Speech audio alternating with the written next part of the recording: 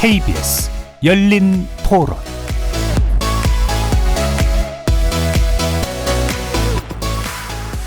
여러분, 성탄절 즐겁게들 보내고 계십니까? KBS 열린 토론 한상권입니다.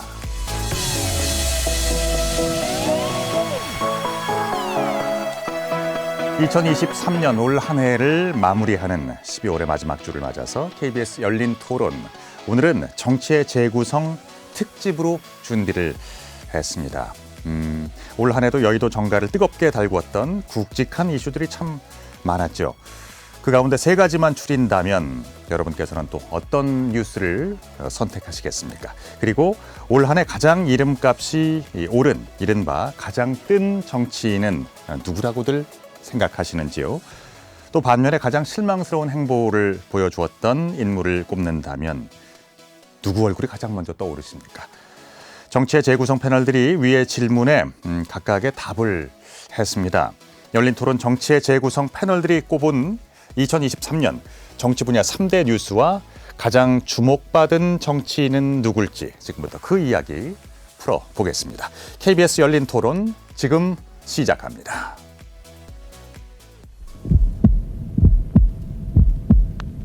살아있습니다. 토론이 살아있습니다. 살아있는 토론, KBS 열린 토론.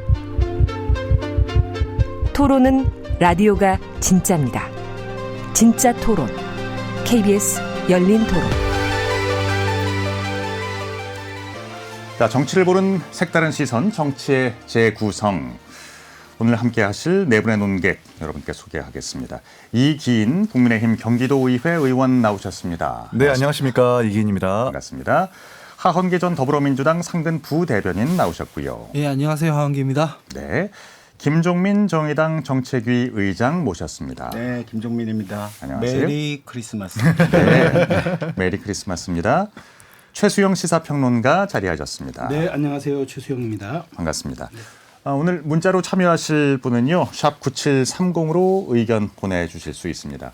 단문은 50원, 장문은 100원의 정보 이용료가 있습니다. KBS 콩과 유튜브를 통해서도 무료로 참여하실 수가 있습니다. KBS 제1라디오의 모든 프로그램 유튜브를 통해서 함께 하실 수 있습니다. 여러분들의 많은 관심과 참여 기다리고 있겠습니다. 자, 오늘 뭐 얘기하자면은 굳이 KBS 열린 토론 연말 대상 얘기할 수 있을 것 같아요. 열린 토론 정치의 재구성 패널들이 고른 정치 분야 3대 뉴스입니다. 먼저 우리 이기인 의원께서 골라주신 내용부터 살펴보겠습니다. 첫 번째가 후쿠시마 오염수 방류네요. 예. 이 우리 당이 싫어할 만한 뉴스를 제가 선정을 했는데요. 네. 사실 후쿠시마 오염수 방류는 그 자체로도 문제이지만 여야가 보여주는 행태, 여야가 과거와 현재가 말이 어떻게 다른지를 설명할 수 없는 그 도무지 이해할 수 없는 행태들을 보여줬기 때문에 전 사실 뉴스로 선정한 부분이 있거든요. 네. 여당이 야당일 때는 이제 극렬하게 반대를 했었었고 야당이 여당일 때는 사실 수수방관했었었는데 네. 지금에 와서 방류가 결정됐을 때 그 어느 누구 하나, 그 어느 진영 하나 왜 말이 바뀌었는지 납득할 수 있는 설명을 안 했기 때문에 전 이것이 결국 정치와 어떤 타협이 불가능한 정치의 실종을 보여줄 수 있는 단면이 아니었나 생각을 하고 네. 또 이것을 계기로 국론이 또 분열됐고 또 이것을 계기로 우리 정부가 많은 실책을 보여주면서 지지율이 하락됐었던 계기였다고 좀 판단하기 때문에 하나의 뉴스로 한번 선정을 해봤습니다. 예. 진짜 이 문제를 두고 여야의 시각차가 굉장히 컸었습니다. 그리고 지난 20일이 후쿠시마 오염수 방류 100일째가 되는 날이었습니다. 뭐 시민단체들 그리고 여당, 야당 굉장히 그 격렬한 반응들을 보였는데요. 따지고 보면 정치권이 이렇게 방금 말씀하신 것처럼 갈등을 봉합하기는커녕 오히려 갈등을 부추겼다는 비판, 이거 피하기가 어렵겠습니다.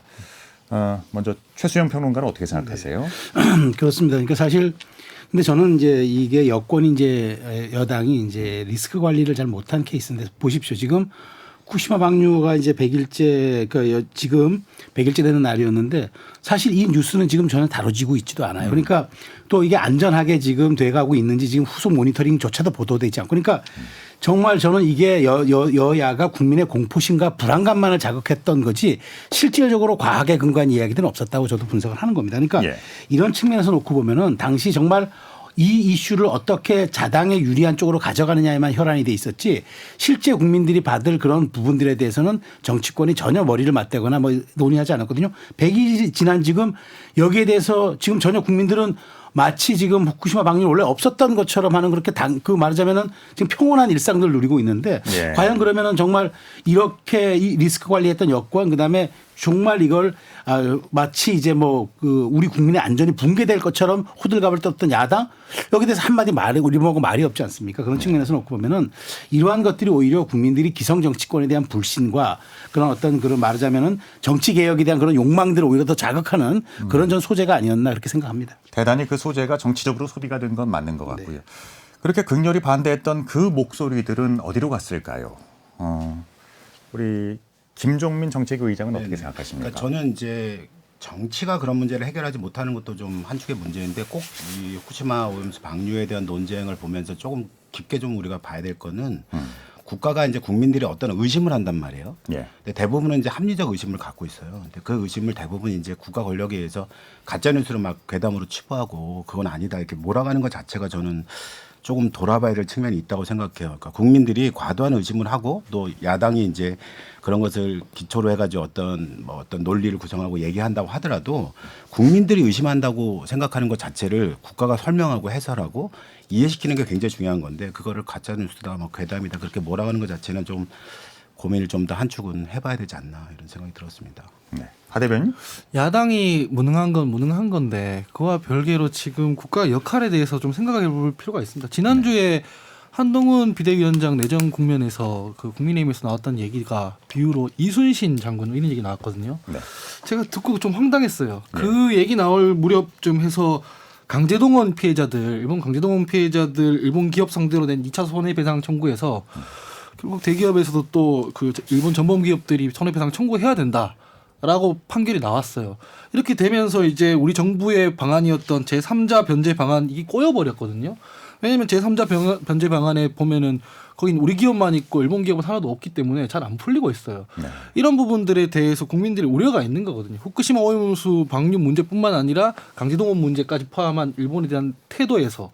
근데 그런 부분들에 대해서 이슈가 안 된다고 해서 이게 없어지는 건 아니란 말이죠. 그래서 실제로 지금 국민들은 정부가 일본에 대한 태도에 대해서 불신하고 있는데 여당에서는 그 본인들 비대위원장을 이순신에 비유하고 이거 보면서 되게 좀 평행우주인 것 같다라고 생각했습니다. 이순신 장군님, 뭐 강감천 장군 얘기도 나왔었죠. 이순신 장군이 지금 정부가 일본에 하는 거 보면 뭐라고 할까요? 글쎄요. 재미있는 비유들이 많았습니다. 저희 KBS에서 지금 방송되고 있는 대단히 인기리에 방송되고 있는 고려 거란 전쟁 그 주인공 강감천 장군을 임진왜란까지 기다려야 하느냐, 뭐 이렇게 아껴야 하느냐 말아야 되느냐, 뭐 이런 얘기의 소재가 되기도 했습니다만 그렇습니다. 그럼 이제 두 번째 주제 이기인 의원이 두 번째로 고른 2023년도 정치 분야의 뉴스는요. 고 최수근 상병 사망 사건이었습니다. 하헌기 대변인도 역시 3대 뉴스의 하나로 꼽아주셨습니다.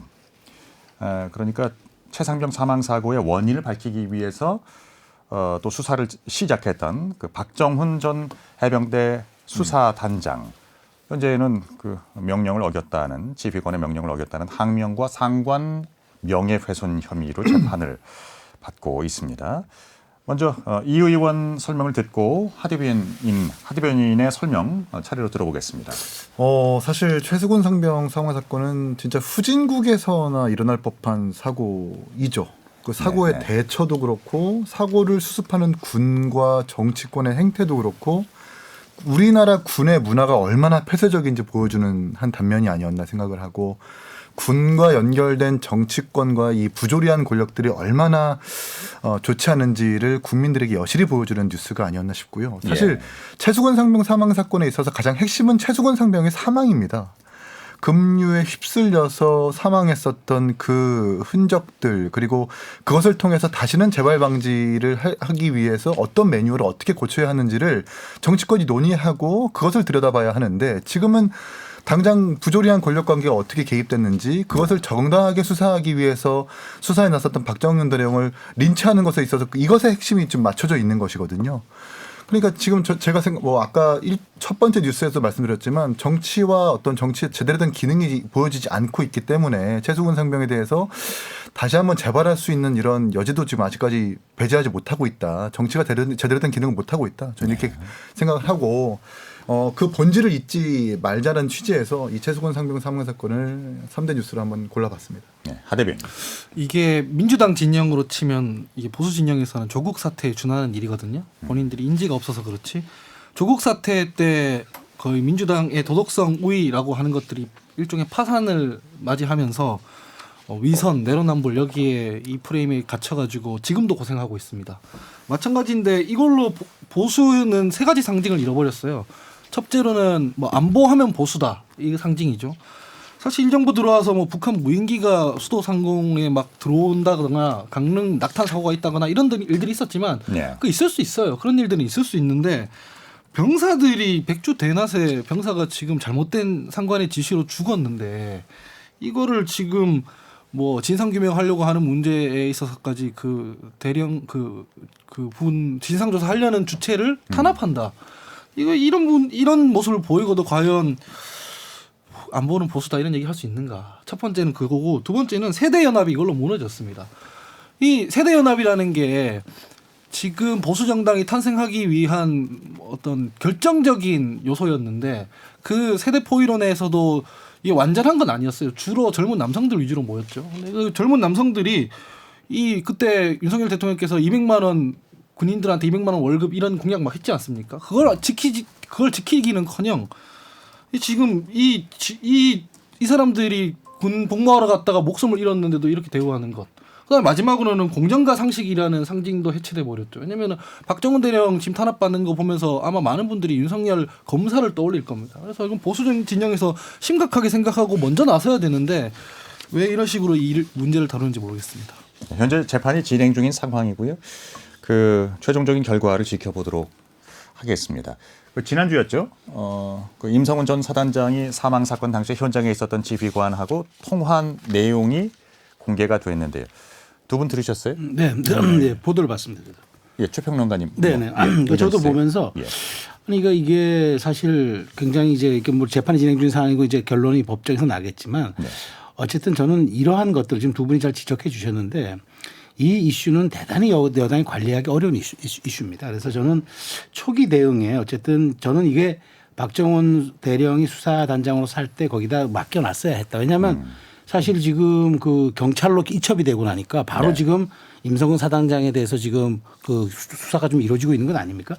그렇게 저는 그 해병대 자율성에 수사단의 자율성에 맡겨놓고 그 결과를 온당히 받아들여야 되는데 그리고 이게 결국은 이제 이거는 최종적으로 경찰이 수사밖에 할 수 없는 사안. 그러니까 군 내에서 사망 사고는 이제 군이 독자적으로 종결을 못 짓게 돼 있으니까 그렇다면 왜 이렇게 민간으로까지 이첩이 돼야 할 사건을 이렇게 섣불리 손을 대가지고 결국 관리하지 못할 그 리스크로 이렇게 비화시켰느냐.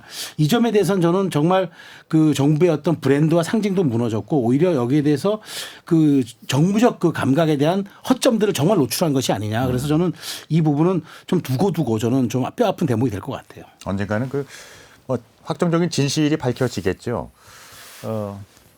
다음으로는 그러니까 김 의장님. 네, 윤석열 대통령이 이제 대통령이 됐던 그 국민들의 기대감은 이제 공정한 수사라고 하는 게 있어요. 그러니까 권력 가리지 않고. 근데 이걸 완전히 대통령이 직접 나서서 무마시킨 사건이거든요. 그러니까 윤석열 대통령의 지지율이 이렇게 이른바 좀 떨어지게 됐던 그 지지율이 무너졌던 굉장히 트리거 같은 역할을 저는 했다고 생각하고 이게 앞으로 이제 정부 여당 그리고 특히나 이제 한동훈 그 비대위원장 내정자가 이 문제를 어떻게 이제 대하고 하느냐가 향후 향배에 굉장히 중요한 역할을 할 거라고 생각하고 지금 이게 수사가 잘 안 되고 있고 또 일정하게는 엉뚱한 박정훈 대령만 지금 말하자면 재판을 받고 있는 꼴이거든요.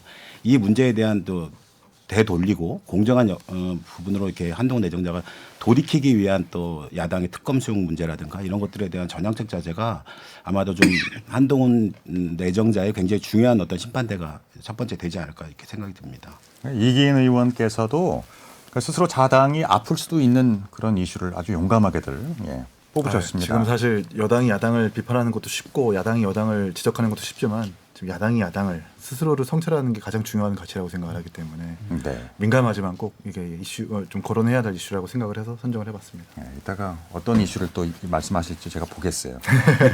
그러면 이제 올 한 해 정치 분야의 3대 뉴스 마지막은 제가 뽑은 마지막 뉴스는 누구나 예상할 수 있었지만 국민의힘만 애써 부정하고 있는 강서구 보궐선거 참패를 골라봤습니다. 네. 사실 그것만큼 가장 큰 정확하고 표본수가 많은 여론조사가 어디 있겠습니까? 네. 그 강서구 보궐선거에서 나타난 민심은 이제 당정 관계를 똑바로 재정립하고 또 그리고 지금 정부가 이 공천 때도 그렇고 대법원 판결받은 사람을 정광석화처럼 다시 공천하는 바람에 강서구 보궐 우리 국민들한테 심판받은 것 아닙니까? 예. 거기다가 선거 캠페인도 문제였었습니다. 세입자가 가장 많은 강서구에서 아파트를 빌라로라고 하는 이상한 선거 슬로건을 낸다라는 것은 전략도 틀렸고 어떤 모든 것이 다 틀렸던 것인데 이걸 계기로 어쨌든 인류한 혁신위가 등장했는데 결과적으로는 인류한 혁신위가 우리 당에 바꿀 수 있는 것, 바꾼 건 아무것도 없는 것으로 지금 귀결됐거든요. 예. 그렇기 때문에 지금 국민의힘이 강서구 보궐선거를 잊지 말고 다가오는 총선을 대비해야 할 텐데 지금 보면은 한동훈 비대위원장 그러니까 사실상 윤석열 정부의 일원이라고 판단되는 정확하게 쓴소리는 하지 못하고 일원이라고 판단되는 한동훈 장관을 내정하면서 그저 그런 비대위가 될 수 있다라는 짐작이 많이 나올 정도로 지금 많은 예측이 있는데 그런 의미에서 좀 강서구 보궐선거를 다시 한번 상기하고 그 패배를 기억하자는 의미로 요 뉴스를 한번 골라봤습니다. 최수영 평론가께서도 이번 이슈 강서구 정당 보궐선거 여당의 패배 이걸 3대 뉴스의 하나로 고르셨단 말이죠. 그러니까 두 분 모두 같은 뉴스를 고르신 거 보면은 역시 그 후유증이 크다고 생각을 하시는 모양입니다. 제가 고른 이유 중에 가장 큰 이유는 패배하지 않아도 될 선거를 패배했잖아요. 스스로 패배한 거 아닙니까? 스스로 패배를 당한 거죠. 그러니까 저는 이게 뼈아픈 게 그때 후보 안 냈으면 됐어요. 그러면 강서구청장 보궐선거는 그저 그런 그냥 말하자면은 지방자치단체의 서울 강서구 선거 하나로 끝났습니다. 아무 문제가 없었어요. 그런데 스스로 여기에 스스로 참전을 한 겁니다. 아무도 가지 말라고 했는데 그 가라는 사람이 없었는데 그게 이제 윤 대통령이 사면하는 순간 이제 했는데 저는 사면을 했더라도 김기현 대표가 용감하게 시중의 여론을 전달했어야 된다고 봐요. 그리고 이제 당에서 어쨌든 우리가 귀책사유에 대한 규칙도 있었고 자 그러면은 피해갈 수 있었는데 어쨌든 직언하지 못한 용기. 그다음에 당이 이런 이슈를 선제적으로 관리하지도 못하고 용산에 전달하지도 못했던 그런 무능함과 그런 것 때문에 스스로 지금 당이 형해화되는 길로 가버렸잖아요. 그러니까 저는 뭐 맞아야 될 이슈 혹은 이제 그 스스로 뭐 잘못해서 뭐 이제 당하는 그런 위험도 리스크라면 그건 어쩔 수 없이 극복해야 되지만 이거는 피할 수도 있었는데 가서 맞은 거잖아요 스스로. 그래서 저는 이건 너무 뼈 아프다. 그리고 이 선거로 인해서 여당이 그동안 잠재돼 하고 있었던 일종의 그 말하자면 지리멸렬함을 그대로 노출시켰기 때문에 중도층의 일타도 이어졌고 해서 너무 뼈 아픈 거라서 이걸 우리가 한번 복귀해보고 반성을 해봐야 한다. 그러니까 집권 여당이 정부에 대한 그러니까 국정에 대한 무한 책임을 진다고 늘 얘기하는데 무한 책임은 성과로서 내는 건 무한 책임이지 이런 데까지 후보 내라고 무한 책임지는 건 아니거든요. 네. 그런 점을 한번 저는 정말 성찰해봐야 한다고 봅니다. 정말 이번 기회를 그러니까 지난 1년을 아주 냉정하게 반조해보고 되돌아보는 그런 건강성을 되찾는 기회가 됐으면 합니다. 그리고 최수영 평론가께서 골라주신 올 한 해 정치권 3대 뉴스 이어서 보겠습니다. 이재명 대표의 체포 동의안 가결과 구속 적부심 기각 이걸 꼽으셨는데요. 하 대변인도 같은 생각이셨어요. 순서대로 한번 들어보겠습니다. 최 평론가. 네네. 저는 뭐 이제 아마 하 대변인과 생각이 똑같았던 거는 하 대변인은 이제 민주당에 몸담고 있으니까 이제 이 이슈가 굉장히 컸다고 보이지만 저는 제가 보수 진영 평론하고 있어도 이게 헌정사의 처음이었잖아요. 헌정사의 처음이었잖아요. 네. 대한민국 헌정사에서 야당 대표의 체포 동의안이 가결됐다. 이재명 대표의 사법 리스크가 고스란히 노출된 거기도 하지만 저는 민주당에서 그나마 이재명 대표의 그 건강성을 생각해서 그러니까 리더십의 건강성을 생각해서 가결시켜 준 거예요. 오히려. 그래서 결국 어떻게 됐습니까? 이재명 대표는 부결시켜달라고 그렇게 호소를 했지만 가결이 됨으로써 오히려 거꾸로 면죄부를 받았잖아요. 기각이 됐기 때문에 이 정말 희대의 코미디 같은 일이 동시에 정말 벌어지면서 저는 이게 민주당을 정말 울고 웃겼던 또는 또 웃겼다가 울었던 두 가지가 이제 이게 병행이 된 건데 그런 측면에서 놓고 보면은 저는 민주당의 가장 올해 변곡점은 이것이었다. 오히려 강서구청장 승리는 저는 별개라고 보고 이재명 대표의 체포동의안 가결로 인해서 이재명 대표의 사법 리스크가 어느 정도 덜어졌고 구속적 부신 기각을 통해서 이재명 대표의 정당성이 회복되면서 다시 이제 친명 지도체제로 돌아갔는데 정말 결과적으로 또 이것이 정말 웃을 일인지 저는 또 그게 웃기다는 거죠. 그래서 멀리서 보면은 뭐 희극이지만 가까이서 보면 비극이라는 얘기가 있는데 하여튼 그런 생각이 제가 들었던 사안이라서 저는 이걸 꼽았습니다. 하대배. 지난 대선부터 해서 한 1년 넘는 시간 동안 이 뉴스가 계속 반복되었어요. 이 열린 토론에서도 거의 매주 이거 다뤘었거든요. 이게 그 이어지는 상황에 일종의 균열이 갔던 사안이라고 저는 생각합니다. 양당이 1년 넘게 소위 판돈을 전부 다 걸고 붙었던 이슈이지 않습니까? 예. 사실 이재명 대표 같은 경우에는 대선 떨어지고 난 뒤에 갑자기 개항을에 출마했던 일이라던가 당대표에 출마했던 일이라던가 이런 게 되게 초유의 사태였는데 그럼에도 불구하고 본인의 사법 리스크 이런 부분에 대한 방어를 위해서 어쩔 수 없었다는 측면도 있거든요. 그런데 그런 것들이 이 양당이 다 걸고 판돈을 다 걸고 했던 승부에서 결국 이재명 대표의 약간 승리로 끝났다라고 생각합니다. 왜냐하면 한동훈 장관 같은 경우에도 혹은 정부 같은 경우에도 이재명 대표 구속에다가 모든 걸 다 건 것처럼 그렇거든요. 위생이고 뭐고 없이 다. 그래서 2022년 중반부터 2023년까지의 한국 정치를 그냥 하나로만 요약하자면 이렇습니다. 검찰공화국 혹은 검찰 독재 대 뭐 이재명 방탄정당 이 두 개의 프레임이 그냥 붙고 있었던 거예요. 그 외에는 아무것도 없었거든요. 그나마 이 프레임이 이 그 체포동의안 가결과 영장 기각을 통해서 조금씩 벗어나고 있다고 저는 생각합니다.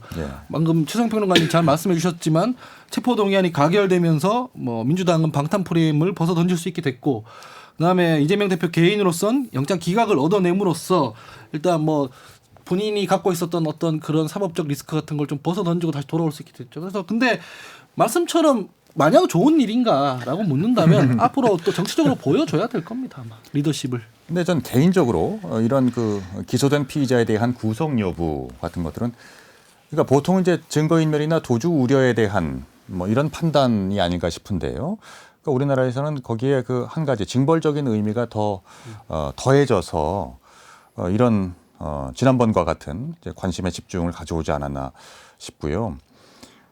같은 맥락에서 그러면 민주당이 이제 내부적으로도 이재명 대표에 대한 이선 퇴진론 계속 나오고 있잖아요.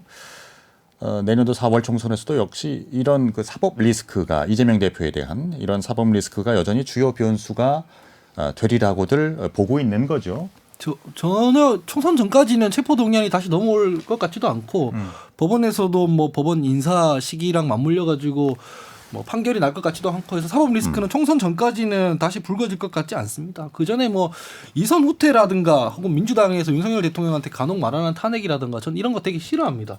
민주적으로 정당성이 있는 사람들이잖아요. 선거를 통해 선출되는 사람들이잖아요. 그러면은 거기에 대한 결과에 대한 승복, 평가, 정치적 책임 이런 거를 져야 되는 건데 걸핏하면 물러나라고 하고 걸핏하면 탄핵 얘기하고 이런 것 자체가 민주적 질서를 흔든다라고 생각하기 때문에 아마 이선 후퇴도 본인이 결단하지 않는 이상 없지 않을까 싶습니다. 위증교 사건 같은 경우는 이제 1심의 결과가 총선 전에도 나올 수 있다는 이제 여론들이 있는데요. 그렇죠. 1심은 사실 그렇게 오래 가지는 않는 겁니다. 왜냐하면 증거도 명확하고 또 구속 적부심 이 심사 과정에서 그 심사를 맡았던 검사도 판사도 위증교사는 혐의가 인정될 만하다라고 이야기를 한 만큼 뭐 기각은 됐지만 굉장히 간단한 사건일 수 있기 때문에 1심은 오래 가지 않을 것이지만 사실 그렇게 구속 적부심 심사 과정에서 혐의가 인정된다라는 것을 많은 국민들에게 알려지기도 했고 우리가 방송에서 많은 얘기하는 것처럼 예고된 변수는 변수가 아니라고 얘기하는 것처럼 이미 이 위증교사 사건은 1심이 나온다 하더라도 이것을 두고 리더십에 엄청난 타격을 받을 것인가라는 것은 저는 좀 의문입니다. 오히려 리스크라고 한다 한다면 지금 이낙연 대표의 어떤 행보 네. 그리고 분당에 대한 행보 그리고 원칙과 상식이나 비명계 이런 사람들이 당내 신당을 만들어 가지고 이재명 대표에게 어떤 해를 끼칠 것인가에 대한 것이 더 큰 리스크이지 더 이상 사법 리스크에 대해서는 위증교 사건은 1심은 나올 것이지만 그게 크게 작용하지는 않을 것이다 이렇게 생각을 합니다. 다른 의견들이 있으십니까? 그냥 김 의장님. 네, 그러니까 이재명 대표 체포동의안 사건은 그냥 이렇게 이제 앞으로 이제 이재명 대표가 어떤 사법 리스크를 안게 될 거고 또 그게 어떤 선거의 변수가 될 거고 이제 그런 것보다는 이제 결국 이재명이라고 하는 어떤 정치적 리더십이 이제 앞으로 어떻게 될 것인가에 굉장히 중요한 가늠자가 사실은 됐거든요. 네. 왜 그러냐면 정치개혁의 이슈와 고민 그러니까 불체포 특권 포기하고 이런 문제에 대해서는 국민적인 관심도와 지도가 높단 말이에요. 근데 그동안 이제 이게 개헌 사항이기 때문에 굉장히 어렵다 이렇게 얘기했지만 정치권에게는 이미 닥친 숙제 같은 거였는데 그 문제를 풀지도 못하고 넘어왔다는 거. 특히나 약속은 무조건 깨야 된다. 깰 수 있다. 뭐 정치라는 게 뭐 별거냐 하면서 약속을 그냥 이렇게 쉽게 이렇게 깰 수 있는 정치인으로서의 자기 위상을 갖게 되었다. 그런 모습으로 갖게 되었다는 거는 앞으로 이재명 정치나 민주당 정치에게 갖는 가장 리스크한 모습이 앞으로 더 크게 펼쳐질 거라고 저는 그렇게 예상이 돼요. 알겠습니다. 최수영 평론가께서 여당의 세 번째 비대위 구성 이걸 정치 분야 3대 뉴스 중 하나로 또 꼽으셨네요. 그렇습니다. 자, 여당이 대선 승리해서 정부 출범한 지 1년 6개월밖에 안 됐는데 네. 세 번의 비대위 구성이라 이게 뉴스가 아니면 뭐가 뉴스겠습니까? 그래서 저는 이제 한동훈 비대위 출범을 이제 곧 앞두고 있지만 저는 제가 보기에 이 여당이 정말 세 번째 비대위를 출범시킬 정도의 이렇게 정말 이 말하자면 국민들 눈에 허술한 정당으로 비춰진 거 이거 굉장히 뼈 아프고요. 그나마 이제 세 번째 비대위가 출범하면서 이제 총선까지 치르게 됐겠죠. 총선까지 치러질 텐데. 네. 저는 이제 여기에 대한 이제 뭐 한동훈 비대위는 평가는 이제 어쨌든 다음 뭐 나중에 기회가 있을 테니까 또 그때 말씀드리기로 하고 어쨌든 여당이 초유의 세 번째 비대위를 출범시키는 것은 저는 정말 국민들 눈에 보기에 책임 있는 국정 운영을 할 수 있는 이게 여당이 맞느냐라는 본원적 문제를 던졌기 때문에 이번 세 번째 비대위의 큰 과제는 무조건 뭐 개혁도 중요하고 공천도 중요하겠지만 안정감 있고 당이 무언가 주도권을 가지고 이끌어가는 모습을 국민들에게 보여주지 않으면은 비대위 출범 효과도 굉장히 저는 제한적일 것이라는 생각이 들어서 이 이슈를 꼽았습니다. 그러니까 여당의 비대위 얘기는 김기현 대표 취임 당시부터 나오긴 했었습니다. 그러니까 김기현 대표의 리더십에 대한 평 이거 좀 짚고 넘어가야 될 것 같습니다. 김 의장님 어떻게 생각하세요? 뭐 김기현 대표한테 죄송하지만 김기현 대표 리더십 평가도 뭐가 있을까요? 모든 게 이제 사실 탄생 과정을 보면은 그 본성을 알 수 있다고 그러는데 윤석열 대통령이 낙점을 하고 이준석 대표 몰아내고 뭐 그때 당시에 나경원 전 찍어 누르고 이런 걸 하면서 장제훈이 이렇게 나서서 김장연대 만들고 해서 이렇게 한 건데 거기에 어떤 리더십이 있었을까? 결론적으로 보면은 대통령 말 잘 따르는 사람으로서의 어떤 그런 모습만 보여서 사실 리더십과 반대되는 개념이 팔로우십이거든요. 그런 종속성만 있었던 정치였기 때문에 사실 그것보다는 이제 그런 어떤 김기현 대표 리더십에 대한 평가도 있지만 더 중요한 거는 대통령이 종속되는 정당의 모습 같은 걸 보여준다. 이거는 정당 민주주의나 일반 민주주의 발전에도 굉장히 심각한 문제인데 그런 생각들을 안 하시는 것 같아요. 그러니까 그래서 이제 결론적으로 보자면 이제 한동훈 비대위원 내정자가 어떤 길을 갈 것인가, 김기현 전 대표랑 다른 길을 갈 것인가 이런 문제에 대한 고민을 많이 해봐야 되지 않을까 이런 생각이 듭니다. 네, 최평론가님. 뭐 제가 말씀드렸지만 김기현 대표의 가장 큰 패착은 그거예요. 좀 뭐 리더십에 대해서는 뭐 사실은 처음서부터 대통령이 결국 용산이 이제 당초 지지율 3%밖에 안 되는 분을 대표로 밀어 올렸으니까 처음부터 리더십을 갖기는 어려웠지만 그나마 전 그래도 리더십을 부여받은 사람이잖아요. 어쨌든 네. 지위를 대표 직위를 그러면 우리가 직위가 사람을 만든다는 얘기도 있는 것처럼 예. 본인이 설령 그렇게 조금 부족한 지지율에서 대표가 됐더라도 그립감을 잡고 가시면 충분히 됩니다. 왜냐하면 여당 대표라는 그게 그렇게 간단한 자리가 아니거든요. 그런데 제가 아까 결정적으로 말씀드렸잖아요. 8월 10일 사면을 해줬다고 해서 당이 덥석 후보를 무는 순간 그거는 누가 보더라도 국민은 이거는 필패가 예고된 구도였는데 그것 하나 관철시키지 못하는 대표니까 바로 이번에 또 세 번째 비대위로 갈 수밖에 없었죠. 그래서 저는 최소한 당대표가 뭐 어마어마한 용기와 어마어마한 그런 뭐 결단력이 필요하지 않은 게 아니라 상식의 눈높이에 맞는 그 용기와 결단력만 있었어도 세 번째 비대위 출범은 없었을 수도 있어요. 그런데 이걸 자초했기 때문에 김기현 대표가 그리고 또 저는 하나 지적하는 건 대표직을 그만두는 과정에서도 SNS를 통해서 대표직을 그만둔다. 그 대국민 기자회견 하나 없다. 여당 대표가 그만둘 때 이런 식의 퍼포먼스는 없었습니다. 그래서 저는 마지막까지 김기현 대표가 정말 그 이별에도 예의가 있어야 하는데 저는 그런 점이 매우 아쉽다. 그래서 김기현 대표가 설령 나중에 또 지역구 출마해서 오선 의원으로 복귀하더라도 정말 오선 의원다운 그런 자기 그 정치적인 무게를 제가 보여줄 수 있나 그런 의구심이 듭니다. 만남에서 이별까지 이런 이별은 없었다. 그러면 가장 큰 실책은 뭐였다고 생각하세요? 저는 그 강서구청장 보궐선거에서 당연히 후보를 내지 말아야 한다는 의지를 관철시켰었어야죠. 알겠습니다. 자, 하 대변인 차례입니다. 하헌기 대변인이 골라주신 정치 분야의 3대 뉴스입니다. 나머지 하나는 뭐예요? 저는 김건희 여사 명품백 수수입니다. 수수 의혹 사건. 네, 예. 수수 받은 건 사실이니까 의혹은 아니지 않을까요? 지금 이건 조사 중인 사안이고 그 결론이 나지 않은 것. 아니 받았다는 것은 사실이니까 일단은 그게 뭐 뇌물인지 아닌지는 조사를 해야 될 문제지만 그럼 받아서 아직도 보관하고 있다는 그 자체는 사실이지 않습니까? 사실 확인된 내용이 아니잖아요, 이건. 사실이지 않습니까? 권익위에서 조사에 들어간 사안이고 이거는 결론이 나지 않았기 때문에 좀 조심해야 될 것 같은데요. 아, 네, 알겠습니다. 예. 일단은 저는 이게 영부인 리스크의 집약이라고 생각을 합니다. 왜냐면은 명품 쇼핑부터 해가지고 뭐 화보 촬영 비슷한 홍보 이런 것들 영부인에 관한 리스크는 많이 나왔는데 네. 이거는 지금 영상의 가방을 받았다는 게 이제 찍혀 있지 않습니까? 뭐 일단은 의혹이라고 명명을 하겠습니다만 지금 알려진 대로라면은 돌려주지도 않고 아직 보관하고 있다고 하던데 저는 이게 사실은 말이 되는 건가 싶어요. 이게 만약에 민주당이 뭐 김종숙 여사가 이런 영상이 돌았다고 한번 생각해 보시면 정권이 붕괴될 사안이라고 저는 생각하거든요.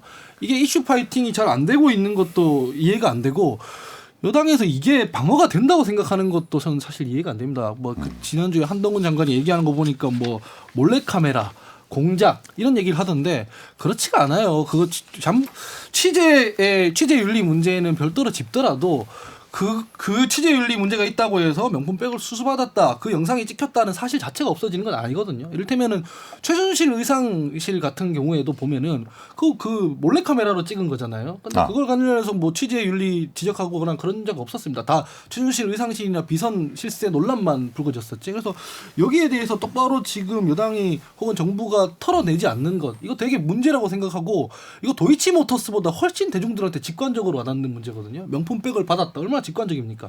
도이치모터스 주가 조작 이런 거는 사실 좀 들여다봐야 되는 문제라서 헷갈린단 말이에요, 대중들도. 근데 네. 이거는 되게 두고두고 문제가 될 아주 큰 리스크를 잠재하고 있는 사건인 것 같은데 여당에서 이거를 왜 이렇게 관리하는지 저는 잘 모르겠습니다. 예. 여기에 대해서는 그 한동훈 전 법무장관은 그렇게 논평을 했습니다. 몰카 공작이라는 비판을 했었는데 이기인 의원은 어떻게 생각하십니까? 몰카 공작은 공작이죠. 지어내고 꾸며낸 상황이니까 공작이라고 할 수 있습니다. 근데 이 몰래카메라라는 말이 어디에서 유래됐냐면 과거에 혹시 제가 너무 이런 과거의 얘기를 하는지 모르겠지만 이경규의 몰래카메라라고 해가지고 네네. 숨은 곳에서 카메라를 설치해가지고 신호등을 잘 지키고 있는지 내지는 어떤 상황을 가정해가지고 그 사람이 어떻게 행동을 하는지를 국민들한테 보여주는 프로그램이었거든요. 거기서 네. 몰래카메라라는 말이 유래가 됐었습니다. 예. 그걸 가지고 잘못된 행동을 보였다, 잘한 행동을 보였다라는 결과를 국민들에게 보여줬을 때 국민들은 이것이 공작이다라고 얘기를 하지는 않거든요. 그렇잖아요. 네. 그렇다고 한다면 사실 진짜 한국의 대통령의 영부인이라고 한다면 그런 공작 속에서도 전 이런 걸 받지 못합니다. 이러시면 안 됩니다. 도로 가져가십시오. 라는 모습을 보여줬어야 되는 게 맞는 거죠. 근데 그렇지 않고 그냥 왜 이런 걸 가져오셨어요? 이러면서 그냥 받는 모습들을 본다면 이런 것들을 상식적으로 바라봤을 때 객관적으로 생각했을 때 이런 모습에서도 이렇게 자연스럽게 받아가는데 다른 순간에서는 또 다른 어떤 물품이라는 것들을 받는 모습들이 또 이어지지 않을까라고 생각되시는 분들이 많겠죠. 그렇기 때문에 저는 대통령과 영부인이 분명 책임이 있다. 꾸며낸 공작의 어떤 촬영 주체도 문제가 있지만 대통령과 영부인에게도 책임이 있다 이렇게 생각을 합니다. 양비론을 얘기하는 건 아니지만 책임이 네. 있다고 생각을 합니다. 증거의 확보 과정에서 어떤 위법성이 이제 다툼의 여지가 있을 수 있다. 지금은 뭐 권익위의 조사 과정입니다만은 그 결과를 지켜보겠습니다. 이번에는 그 김종민 정책위 의장께서 골라주신 2023년 정치 분야의 3대 뉴스입니다. 다른 세 분이 고른 뉴스들과 결이 좀 달랐습니다. 첫 번째 골라주신 뉴스는 정당의 종말입니다. 네. 예.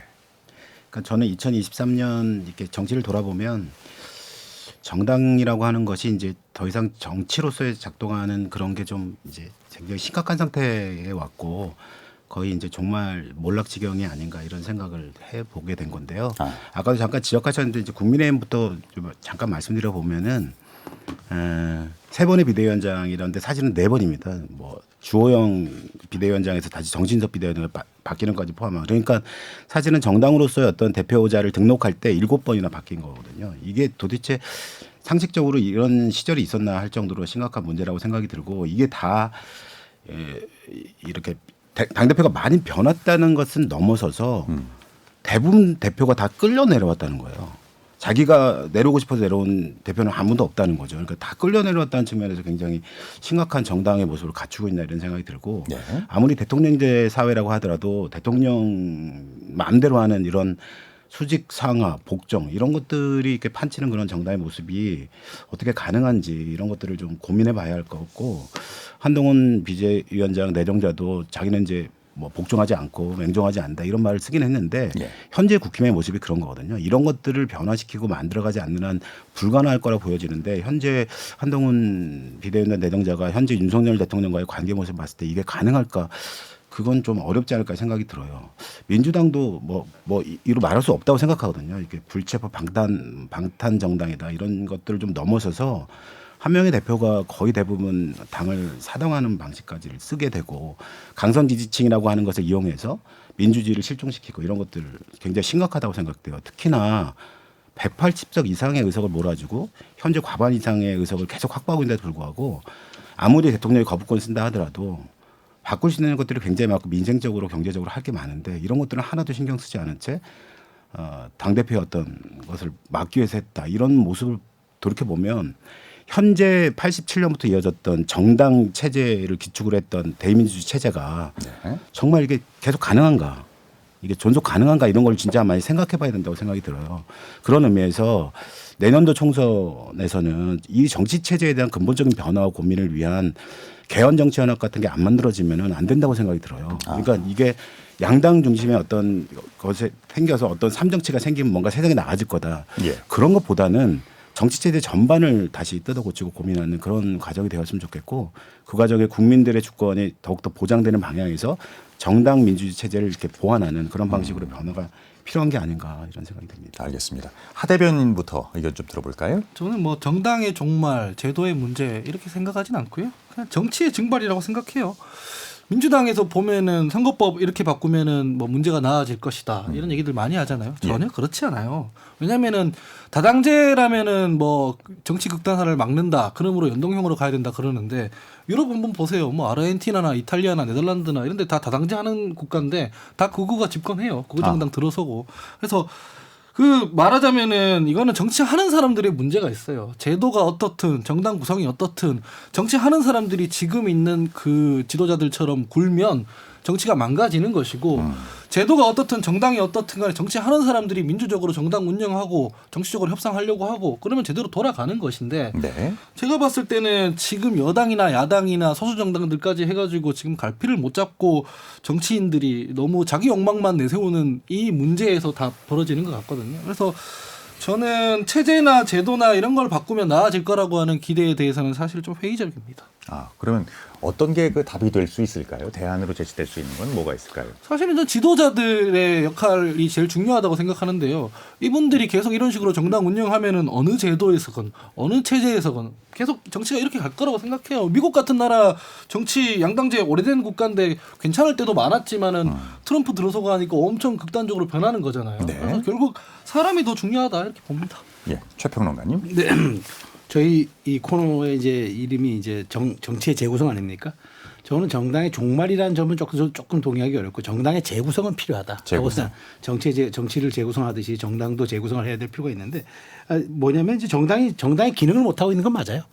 사실 정당이 지금 각 정당이 내놓고 있는 어젠다 대표적인 것들이 없잖아요. 대표 상품들도 없고 미래형 어젠다는 전혀 없어요. 네. 우리 사회가 인구 절벽이라든가 앞으로 기후 위기라든가 뭐 이런 데 대해서 정말 여당이든 야당이든 뭔가 정말 그런 대책보다도 그런 얘기는 안 하고 당장 어떻게 하면 표가 되거나 아니면은 어떻게 하면 이제 그 국민들 눈에 좀 이렇게 잘 포장되어 있는 그런 것만 현혹시켜서 자꾸만 하려고 하니까 네. 안 되는 거예요. 두 번째는 그 이후에 그걸 가지고 보수형 정치들이 공천을 가지고 무기로 하니까 초선들 아무리 뽑아봐서 내년에 또 바꾸면 뭐합니까? 공천권 가지고 또 협박하면은 줄 쓸 수밖에 없어요. 협박. 그래서 저는 네. 정당의 재구성이 필요하지 어쨌든 정당의 기능은 해야 하는데 네. 정당의 재구성이 꼭 이번 총선을 통해서 한번 좀 해볼 필요가 있겠다는 생각입니다. 알겠습니다. 이기인 의원. 사실 아까 우리 김종민 의장님께서 국민의힘에 대한 문제점도 신랄하게 비판해 주셨고 민주당에 대해서도 지적을 하셔서 다 공감을 하는데 이제 정의당도 저희가 지적을 해봐야 될 것 같아요. 저는 사실 정당의 종말에서 그 두 글자에 의자가 빠진 정의당의 종말도 좀 걱정을 해야 될 때라 생각을 합니다. 왜냐하면 정의당이 지금 여러 가지 파편으로 나눠져 가지고 진보 정당답지 못한 모습들을 보여주는 행태, 그리고 노회찬 의원님께서 살아계셨을 때 수용자의 인권이나 노동자의 인권을 폭넓게 다루면서 여러 전장에서 유권자로 하여금 많은 공감을 이끌었던 그런 진보적 의제를 다루는 진보 정당은 온데간데 없어지고 지금 이제 여러 갈래로 나눠져 가지고 의석수나 어떤 기득권 때문에 싸우는 모습들만 보여지기 때문에 이런 모습들도 한 번쯤은 진단을 해봐야 된다는 생각을 하게 되고, 그뿐만 아니라 이제 지금 이 통계청이 2025년에 우리나라 출산율을 0.6명대로 잡았더라고요. 이제는 진짜 국가의 소멸까지 걱정하는 상황에서 정의당뿐만 아니라 대한민국 모든 정당들이 제 기능을 하고 있느냐, 이렇게 국민들이 물었을 때 반문하는 국민들이 많을 것이거든요. 저는 네. 그런 의미에서 정당의 종말이라는 것을 이해했습니다. 정당의 종말도 걱정해야 되고 하원기 부대변인 얘기처럼 정치의 실종도 우리가 걱정을 해야 될 때이다, 이렇게 생각을 합니다. 네. 의장님. 네.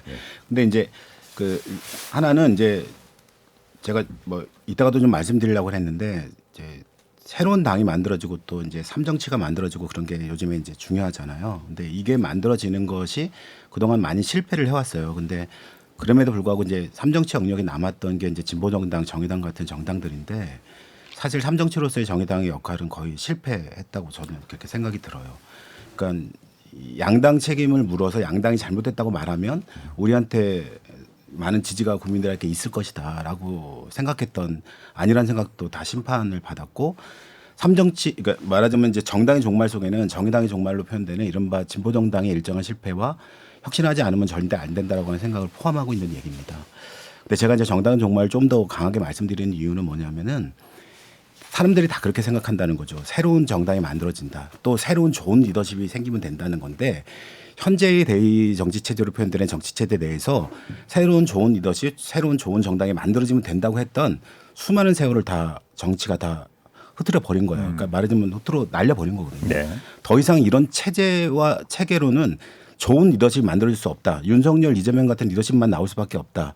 계속 한다고 하더라도 국힘 양당의 기득권 정치가 계속될 수밖에 없다는 생각을 하는 거죠. 그러니까 결국 정치체제 일반을 변화시켜서 국민들이 직접 나서는 정치 같은 거를 구체적으로 구현하고 만드는 방법들을 써야 되고 대의적 공간에서 많은 권력이 집중되는 현상을 바꿔야 된다는 거죠. 권력을 상당히 많이 분산시키는 방식으로의 정치체제의 변화가 굉장히 중요하다고 생각이 든 겁니다. 알겠습니다.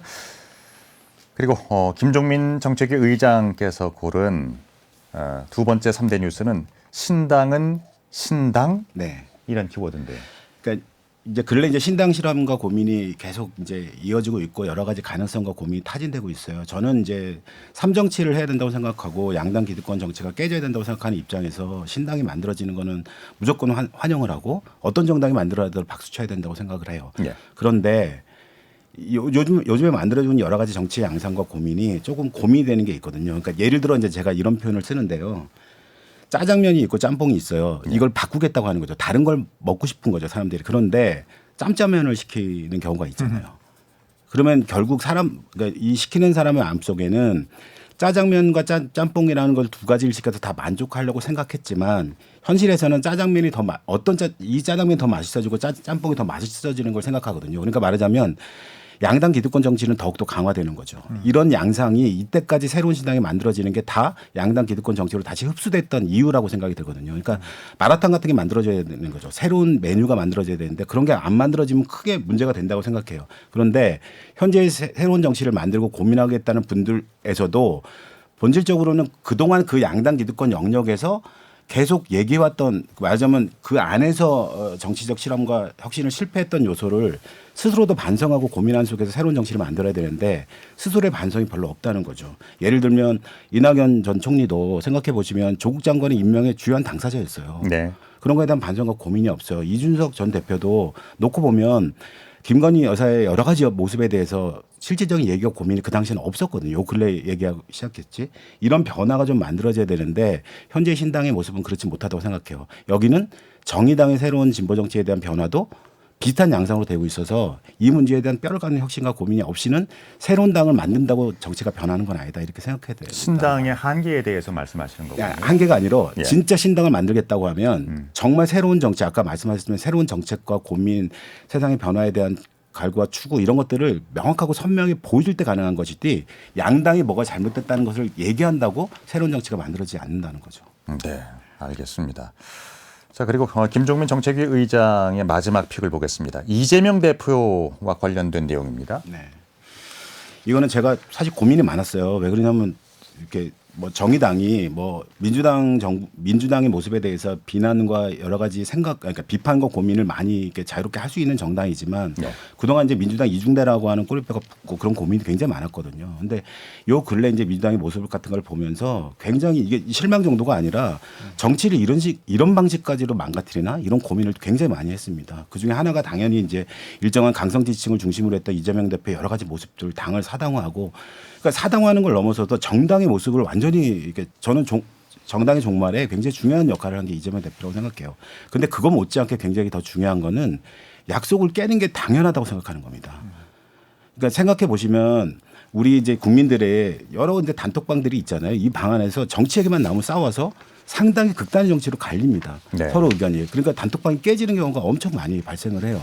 그런데 이게 사회적 현상 중에 굉장히 중요한 현상으로 등장하고 있는데요. 이 이유는 간단한데 양당이 싸워도 된다고 하는 모습을 보여주는 거거든요. 정치라는 게 별게 아니고 정말 많은 불신이 있지만 정치가 세상을 이끌어가는 것도 있어요.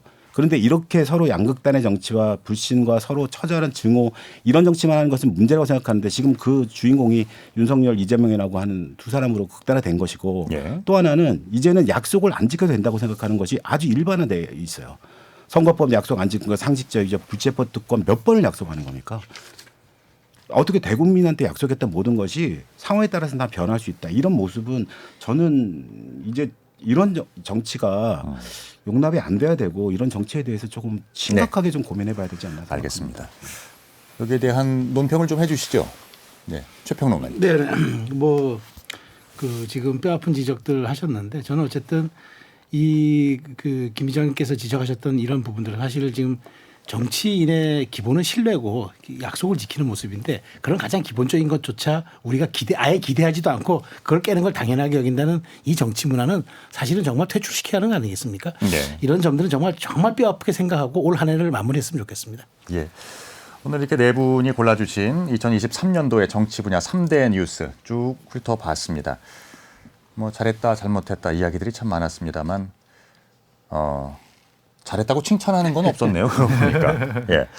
자, 정치권이 앞으로 자성할 부분들 짧게 좀 한 분씩 들어보도록 하겠습니다. 이기인 의원부터 먼저 들어볼까요? 네, 인간의 욕심은 끝이 없고 같은 실수를 반복한다는 말이 있는데 저희 보수정당 같은 경우에는 지난 박근혜 대통령 때 대통령과 권력자들 주변에서 호가호위하면서 권력의 눈과 귀를 가렸던 사람들을 스스로 내치지 못해가지고 탄핵 국면을 맞지 않았습니까? 지금 우리 당이 같은 실수를 반복하지는 않고 있는지 진짜 줄을 서야 할 것은 권력자임이 아니라 국민의 목소리와 그 외침이어야 한다는 것을 다시 한번 상기했으면 좋겠습니다. 네, 최평론가님.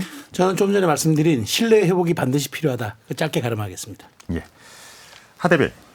정치하는 사람들이 나라를 망치고 있습니다. 그래서 국민들께 제가 무슨 책임 있는 역할을 하지는 못하지만 뭐 각 정당들이 민주적으로 돌아가지 못하고 나라를 망치고 있으면은 젊은 정치인들이라도 좀 그걸 잘 쓴소리를 내고 제어할 줄 알아야 되는데 충분하게 역할을 못했던 것 같고 그래서 죄송하다는 말씀밖에 드릴 말씀이 없습니다. 김 의장님. 네. 뭐 정치가 이렇게 된 거에 대한 정의당의 책임은 진짜 크다고 생각해요. 양당 비판만 하면 될 줄 알았는데 기존 정치 체제 하나가 됐고 그 기득권 중에 하나가 된 게 정의당이었다고 생각해요. 그러니까 정의당도 뼈를 깎는 성찰과 쇄신이 있어야 될 것 같고 그걸 위해서 정의당도 가질 수 있는 여러 기득권들을 내려놓는 것으로부터 2024년 새로운 정치를 만들겠다 이런 말씀 드리겠습니다. 알겠습니다. 자, 한 해를 마무리하는 의미로 네 분의 패널이 선정한 2023년 정치권의 3대 뉴스는 과연 무엇이었는지 이야기를 나눠봤습니다. 여러분께서는 지금 KBS 열린 토론 함께하고 계십니다.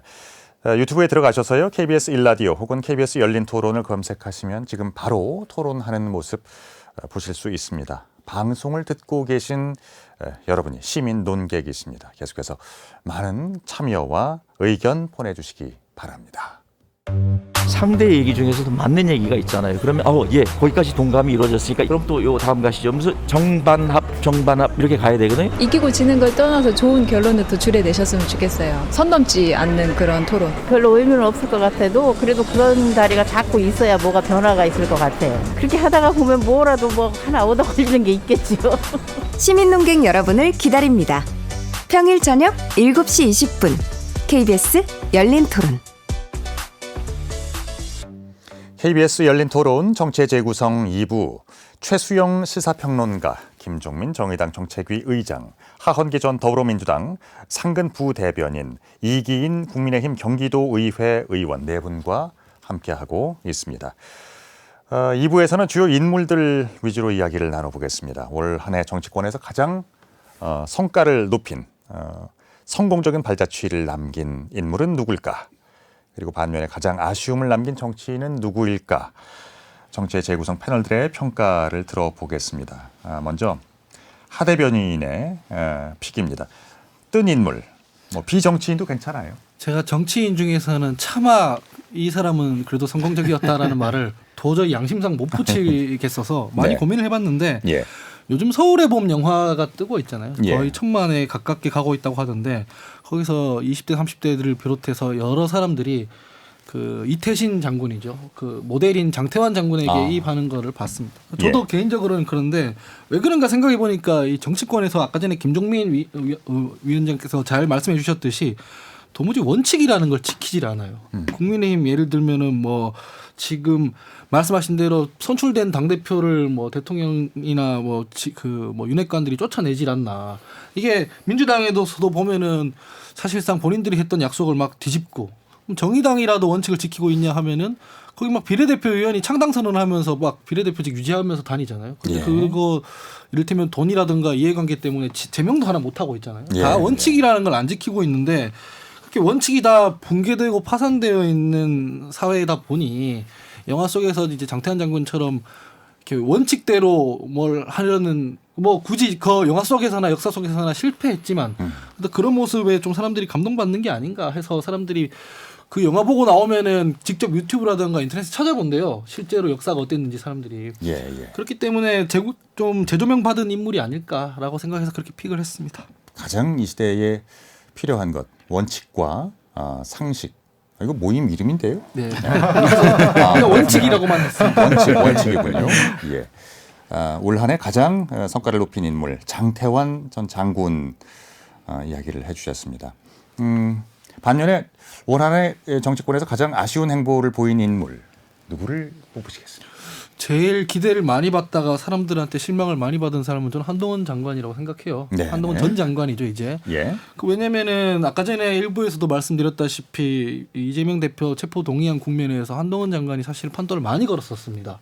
증거는 차고 넘친다. 네. 뭐 이런 얘기들 많이 했지만은 결국 구속이 안 되면서 보수층에서도 이렇게 실망을 많이 했죠. 말만 하고 실제로는 실력이 없네 이런 얘기들이 그 당시에 많이 돌았었습니다. 근데 최근에 비대위원장이 수락을 하고 나서 보였던 행보도 보면 사람들이 그래도 한동훈 장관 정도면은 좀 대통령한테 쓴소리도 할 수 있고 이 정부의 국정운영 기조를 바꿀 수 있지 않을까라는 기대가 있었는데 첫 마디부터 뭐 김건희 여사 특검에 관련해서 이거는 악법이다, 독소조항이다, 명품백 관련해서도 이 본질은 다 가려버리고 공작이다 이런 얘기부터 했잖아요. 그래서 사실은 기대치를 일단 깎아놓고 시작한 것 같아요. 그래서 사실은 많이 기대받았던 인물임에도 불구하고 사실은 별거 없었구나라고 되는 인물이 한동훈 장관 아닐까 싶습니다. 예. 그런데 최수영 평론가께서는 좀 다른 평가를 하셨습니다. 완전히 반대로 말씀하시는데요, 이분은. 한동훈 전 법무부 장관을 올해의 가장 성과를 높인 뜨는 인물로 선정을 하셨어요. 재밌네요. 네. 그러니까 우리 정치권에서 바라보는 가장 그 이슈의 중심에 선 인물이다. 뭐 이런 말씀이신 거죠? 그렇습니다. 예. 저는 이제 이준석 전 대표가 한동훈 전 장관을 보고 긁지 않은 복권이라고 얘기했는데 예. 저는 이제 긁지 않은 복권이니까 이제 우리 하원기 대변인이 아직까지는 좀 긁지도 않았는데 좀 너무 박한 평가를 했다라고 제가 말씀을 먼저 드리고 싶고 예. 뭐 저는 상당 부분 2위 이상의 큰 금액이 나오지 않을까 생각합니다. 그런데 제가 이걸 선정한 이유는 그렇습니다. 저는 한동훈 장관의 등장을 저는 뭐 단순히 세 번째 비대위원회를 맡게 됐다 이런 차원이 아니라 한동훈 장관이 이제 한국의 좀 정치 시계를 좀 앞으로 많이 땡길 것 같아요. 그러니까 일종의 젊은 50대잖아요. 50대. 그다음에 이제 쉰이죠. 그런데 더더군다나 한동훈 장관은 논리와 팩트에 기반해서 늘 이야기를 합니다. 물론 그것 때문에 이제 너무 이제 되바라졌다. 똑똑하지만 되바라졌다. 이런 얘기를 듣긴 하는데 그럼에도 불구하고 장점이에요. 민주당의 가장 큰 약점은 아직도 이념이 지배하는 586이 당의 주류라는 거예요. 대척점과 분명한 선을 보이고 있는 이런 한동훈 장관은 여권의 전략 자산일 수밖에 없고 일종의 정말 미국이 잘하는 스텔스기 같은 그런 이제 보수 진영에서는 그렇게 이제 평가받는 건데 예. 그래서 저는 한동훈 장관이 어쨌든 연말 정부에서 보수와 그다음에 중도 소구할 수 있는 이른바 중도층 그다음에 수도권 그다음에 청년 이런 중수청이라고 하는 이런 기반을 한번 보여줄 수 있는 그런 가능성을 가지고 연말 정국의 혜성처럼 등장해서 단순히 연말이지만 올해 한 해에 어찌 보면은 그 평가를 내릴 수 있는 그런 사람이기 때문에 제가 한동훈 장관을 꼽았습니다. 네, 기대와 우려 중에 기대에 많은 부분을 말씀하셨습니다. 한동훈 전 장관은 그 여당의 비대위원장으로 그러면은 총선을 총지휘하고 또 승리로 이끌 수 있을 것인가? 여기에 대해서는 많은 시각들이 엇갈립니다. 네 분의 전망 궁금한데요. 먼저 김 의장부님부터 먼저. 네. 예. 그러니까 저도 한동훈 전 장관이 국민의힘을 정말 바꿨으면 좋겠어요. 그리고 윤석열 대통령의 생각과 국정 이것도 바꿨으면 좋겠어요. 근데 이제 그런 그것을 아마 국민들이 한동훈 장관에게 기대하고 있다고 생각이 들고 아마 모든 정치를 하는 분들도 그렇다고 생각을 합니다. 근데 그럴 가능성이 있는가에 대해서는 물음표가 아직은 많고 앞으로 저는 한동훈 장관이 일주일 내에 무너질 수도 있다고 봐요. 그러니까 한동훈 장관에게 닥친 여러 가지 변화는 또 정치인 한동훈으로서 어떤 모습을 보여줄까 굉장히 중요하다고 생각하거든요. 그러니까 뭐 김건희 특검 문제라든가 최상병 특검 문제라든가 이런 문제에 대한 어떤 입장을 내느냐.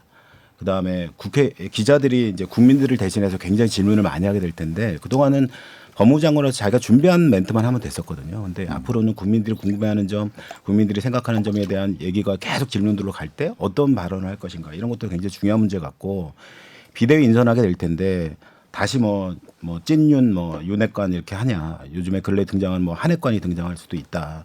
하는 정도로 어떤 인선을 하느냐도 굉장히 중요한 문제 같고요. 네. 그런 변화를 만든다면 한간에 얘기하는 흔히 말하는 전두환 노태우 관계처럼 변할 수 있다 이렇게 말하는데 냉정히 생각하면 노태우 전 대통령은 전두환의 생각과 고민의 6.29 반성을 통해서 시작을 한 거거든요. 한동훈 장관이 말하자면 이제 윤석열 대통령에 대한 국정과 고민, 국힘의 여러 가지 모습에 대한 반성부터 시작할 수 있나 그런 거에 대한 답이 일주일 안에 내려지지 않는다면 아마 실망으로 변할 거라고 생각합니다. 예. 하 대변인. 저는 이미 내려졌다고 생각해요. 예. 아까 전에 제가 그냥 상대 진영이라서 그러는 게 아니라 한동훈 장관 스마트한 사람이잖아요. 네. 근데 제가 이 방송에서도 여러 번 얘기했지만 다음 총선은 정당 지지율이 중요한 게 아니라 윤석열 대통령의 국정 운영 평가가 중요하다. 네. 부정평가율을 어떻게 해서든 깎아내고 긍정평가율을 올려야 한다. 이런 말씀을 드렸는데 한동훈 장관의 첫 일성이나 이런 걸 보면 그런 행보를 할 것 같지가 않아요. 본인은 누구한테도 맹종한 적이 없다고 했지만 맹종했습니다.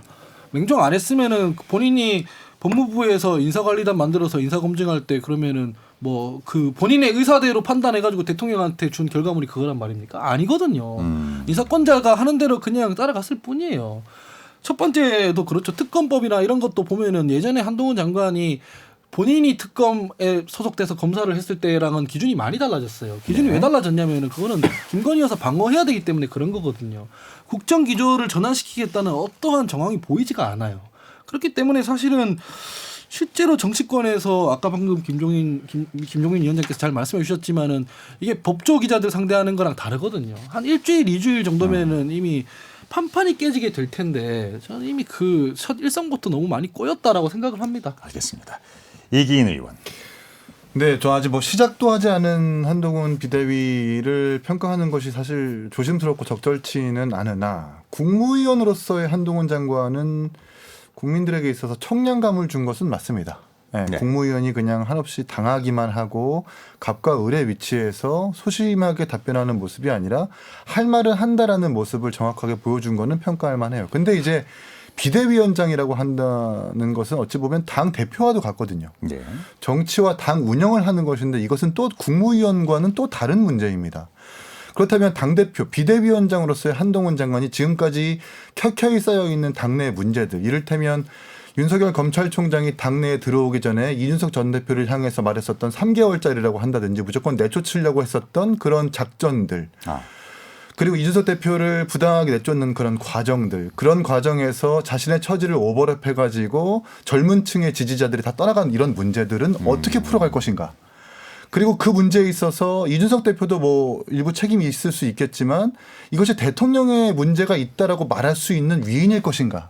전 이렇게 생각했을 때 2016년부터 MB 수사하고 적폐 수사하고 이재용 특검에서 파견되는 한동훈 장관은 사실상 윤석열 대통령의 일원이라고 판단됐었기 때문에 할 말을 하지 못할 것이다라는 생각이 또 예측이 많거든요. 네. 이런 것들을 좀 지켜봐야 될 일 같습니다. 알겠습니다. 한동훈 전 장관에 대한 또 비대위원 한동훈이란 인물에 대한 여러 가지 시각을 한번 들어봤고요. 최수영 평론가께서 그러면 이제 이번에 픽을 해주실 인물은 가장 진 인물 누구를 뽑으시겠어요? 전 일부에서도 말씀드렸지만 김기현 대표예요. 김기현 전 대표예요. 그러니까 저는 네.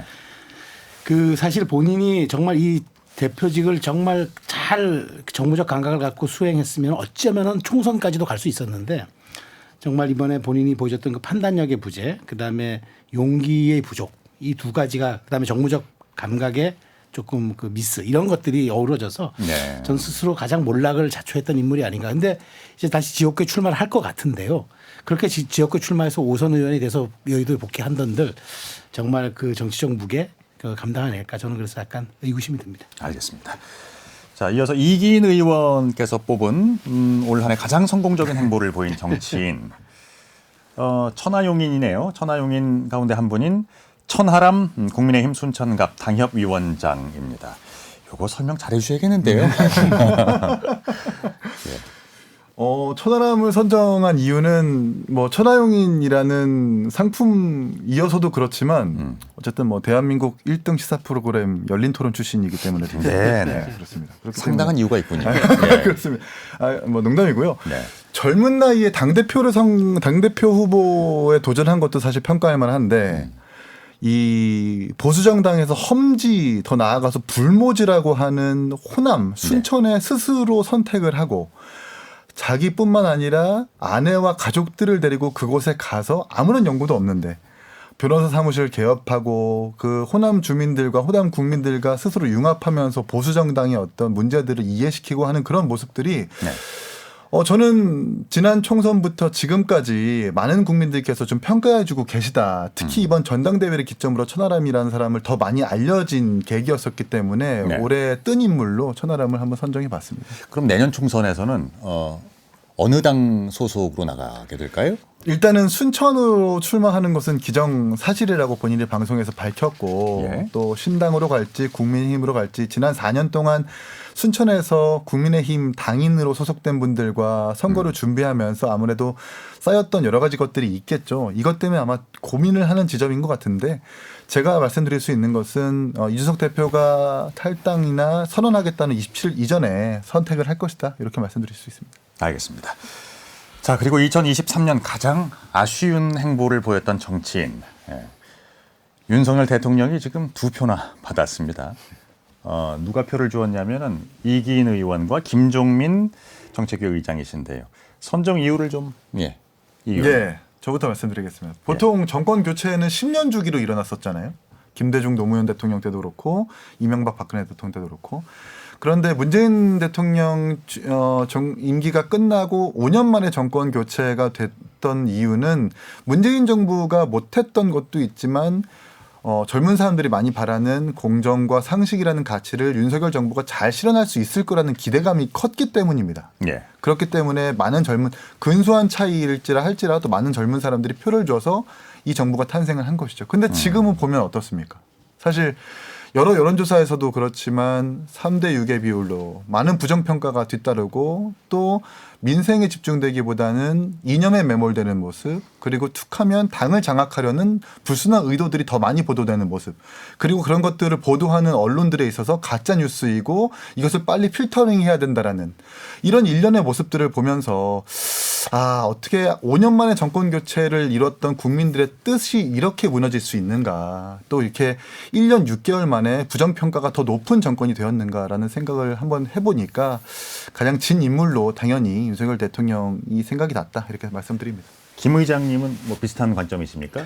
네, 이제 조금 다른 측면에서 좀 얘기를 해보고 싶은데, 그러니까 윤 대통령이 이제 이렇게 찬반, 그러니까 아까 제가 말씀드렸지만 윤 대통령이 이제 정당을 이런 식으로 이렇게 대하나 이런 거에 대한 뭐 찬반이 있을 수 있다고 생각해요. 그런데 그것보다 더 중요한 거는 뭘 했나가 있거든요. 그러니까 윤 대통령이 진짜 국민들의 삶의 변화를 위해서 뭘 했냐고 생각해 보면 생각나는 게 없어요. 그러니까 한미일 군사동맹이라고 하는 것을 제외하고는 아무것도 국민들의 삶의 변화를 만들어내는 요소를 한 게 있나, 이런 생각이 많이 드는 거죠. 알겠습니다. 예전 생각해 보면 바이든 날리면이라든가 올해는 확실히 국민들의 머릿속에 각인된 건 떡볶이 먹는 것 같아요. 그런 정도 수준에서 인식이 되는 거는 사실 전 정부랑은 좀 달리 기대감이 있고, 그런 저도 역시 그런 기대감이 있었거든요. 그런데 그 변화를 하나도 못 만들어낸 거는 한번 진정하게 고민을 좀 많이 해보셔야 되지 않을까 생각합니다. 예. 그리고 김종민 정책위 의장이 꼽은 올 한 해 가장 뜬 정치인은요, 그렇죠, 연동형 비례대표제를 고수해야 한다고 주장을 했죠. 이탄희 의원을 꼽으셨어요. 네. 예. 그러니까 아까 이제 서울의 봄 얘기 잠깐 하셨는데, 서울의 봄을 저도 보면서 저는 개인적으로는 되게 힘들었어요. 영화가 되게 눈물도 많이 나고 그랬는데, 그 이유는 그 안에 있는 이태신 장군이라든가 이런 모습도 한 축에 굉장히 중요한 모습이지만, 그 안에서 국방부 벙커 안에서 아무것도 못하고 서로 기회주의적으로 보고 이랬던 어떤, 그래도 그나마 정의의 가치를 지키고 고민하겠다고 주장하던 사람들의 모습이 너무 우리 같아서 그랬거든요. 그러니까 우리라는 건 여기서 말하는 건 진보, 개혁, 세상의 변화를 생각했던 그런 정당들, 정치인들의 모습들이 고스란히 투영됐다고 생각해요. 근데 이탄희 의원은 그걸 버리는 거죠. 그러니까 이태신 장군처럼 아무것도 할 수 없고 아무것도 할 수 없는 이 정치가 어렵고 힘든 조건에서도 무언가 어쨌든 하려고 그러고, 그 중심에는 자기 걸 버리는 것부터 시작했다. 이런 입장에서 보자면은 이런 의원이, 그러니까 뭐 진보 정당의 역사에서도 또 민주당의 역사에서 있었겠지만, 굉장히 이제 이 진흙 같은 속에서 진주 같은 역할을 보여주고, 정치인의 한 사람으로서 좀 정말로 이렇게 좀 나도 정치를 한다면 저런 모습을 보일 수 있을까를 돌아보게 되는 그런 모습을 보여주신 것 같아요. 네. 그렇습니까? 여기서 그러면 이제 하 대변인이 말씀하신 아까 그 장태환이라는 인물과 약간의 그 오버랩이 좀 되는 건가요? 네, 그렇습니다. 그 연동형 비례대표제는 민주당이 이걸 받을 수 있을지, 이게 저는 궁금한데요. 어떻게 생각하세요? 민주당이 받고 말고 간에 이거 그냥 현행대로 가면 연동형 비례제인 거잖아요. 근데 지금 병립으로 돌아가고 있는 움직임이 보이고 있고, 이런 부분이 있어요. 지금 제도를 너무 선하게 관점에서 보고 있어요. 제가 이 얘기를 떳떳이 할 수 있는 건 1년 내내 제가 선거법 개정 관련해서 활동을 했었거든요. 네. 그 활동이 파산했어요. 국민들에 의해 파산했습니다. 뭐 중대선거구제 주장했지만은 그거 뭐 공론조사위원회에서 국민들이 이거 받아들이지 않았고, 나머지 비례 확대에 관해서는 의원 정수를 확대하거나 아니면은 지역구 의원 숫자를 줄여야 되는데 둘 다 안 되는 일이고, 남은 건 그래서 병립형으로 돌아갈 거나 연동형 비례대표제로 돌아갈 거나 이거밖에 없거든요. 네. 근데 사실상 지금 이 위성정당 나오고 하는 것들의 근저에 뭐가 있냐면, 선거법을 양당이 합의도 안 해놓고 국민적인 합의 강도도 안 높은데 밀어붙여가지고 생기는 이 기괴한 상황이란 말이죠. 그런 부분들에 대해서 각 정치권, 정당들이 좀 반성부터 하고 문제의 원인을 정확하게 진단하는 것부터 들어가야 되는 것이지, 이걸 늘 선악구도로 보면은 또 그 파행으로 치달을 가능성이 아주 높다라고 저는 생각합니다. 내년 한 뭐 2월쯤에 나오나요? 그 최종 이제 결론은요? 지금 제가 보고 있는 건 이렇습니다. 사실상 약속을 못 지키게 됐으면 국민들 앞에 설득을 하는 게 왜 그렇게 됐는지 설명을 하고 이 방향으로 가자 설득을 하는 게 리더십이잖아요. 예. 근데 그거 안 하고 뭉개고 있잖아요. 이건 제가 보기에 어떻게 보이냐면 선거 국면에 후루룩 합의하고 넘어가가지고 욕먹는 기간을 단축시키는 전략으로 가고 있는 걸로 보이거든요. 네. 근데 이게 알겠습니다. 국민들이 별로 좋아하지 않겠죠. 다른 의견 있으세요? 저도 그렇게 전망합니다. 결국 네. 저는 병리평으로 가고 지역별 비례로 가는 안들을 서로가 여야가 정략적으로 타협하지 않을까. 왜냐하면 서로가 지향하는 방향이 욕망이 똑같기 때문에 저는 그렇게 가지 않을까. 저도 그렇게 전망합니다. 예. 이렇게 해서 오늘 주요 사건과 인물들을 살펴보면서 올 한 해의 정치 분야를 평가해 보았습니다. 이제 네 분의 총평 간단히 들으면서 오늘 마무리해 볼게요. 하헌기 대변인부터 말씀해 주시죠. 그 요즘 신당 얘기들 많이 나오지 않습니까? 네. 신당 얘기 많이 나오는데 이게 뭐 제도라든가 정치 상황에 따라 달라지는 게 아니라 예. 기성 정치 세력이 불신받고 신진 정치 세력이 실력이 있으면은 양당제라고 하더라도 그 권력의 한 축을 다 갈아 끼워버리는 일들이 벌어지는 게 이제 정치거든요. 네. 가까운 사례로는 마크롱이 그랬죠. 네. 그런 것처럼 조금 그 새해에는 이제 총선 국면이 되는데 양당도 새로운 당 하겠다는 사람들도 원칙에 입각해서 실력으로 좀 승부했으면 좋겠다고 생각을 해요.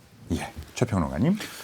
저는 저거 조금 전에 말씀드렸지만 신뢰 회복을 내년 선거에는 꼭 내년 선거를 통해서 신뢰를 회복할 수 있는 그런 정치인들을 좀 국민들이 선택해 주십시오. 예. 김 의장님. 네. 그러니까 정치가 국민들의 삶을 변화시키는 게 정치의 역할인데 국민들이 이제 정치인들의 삶을 걱정해야 되고 그런 정치가 된 거에 대해서 아무튼 정치인 한 사람으로서 죄송하다는 말씀을 드리고 싶고 2024년은 아까 말씀 다 하셨지만 정치 그 자체가 신뢰를 회복하고 정당이 진정한 의미에서 국민의 민의를 대변하는 그런 정당이 만들어질 수 있도록 국민들이 많이 압박도 해주시고 의견도 모아주시고 그렇게 했으면 좋겠습니다. 예, 알겠습니다. 이기인 의원. 네, 우선 한 해 동안 청취해 주셔서 정말 진심으로 감사드리고 다른 방송과 달리 이렇게 상호 존중하면서 깊은 토론을 하는 것이 열린 토론밖에 없습니다. 네. 새해에도 많은 청취 부탁드리고 정치권을 좀 지적을 해보자면 이번 국회만큼 논란이 많았던 국회도 사실 없을 겁니다. 또 네. 생산성이 낮은 국회도 이번만큼 또 없을 거고요. 좀 그렇기 때문에 정치인들이 잊지 말아야 될 것은 가슴 위에 배지보다 가슴 위에 배지를 달아준 국민들의 목소리를 좀 더 경청하셨으면 좋겠다는 말씀드리고 싶습니다. 예. 이기인 의원의 말씀을 끝으로 올 한 해 정리하는 의미로 KBS 열린 토론이 준비한 순서였습니다. 2023년도 정치권 3대 뉴스와 그리고 2023년 정치권의 뜬 인물, 진 인물 이야기를 나눠봤네요. 자, KBS 열린 토론 정치의 재구성 이것으로 모두 마무리하겠습니다. 오늘 함께해 주신 이기인 국민의힘 경기도의회 의원, 하헌기 전 더불어민주당 상근 부대변인, 김종민 정의당 정책위 의장, 최수영 시사평론가 네 분께 진심으로 감사드립니다. 올 한 해 정말 고생 많으셨습니다. 고생하셨습니다. 감사합니다. 네, 성탄절이 이제 몇 시간 안 남았는데요. 모쪼록 청취자 여러분 모두 복되고 행복한 시간 보내셨으면 좋겠습니다. 지금까지 KBS 열린 토론 한상권이었습니다.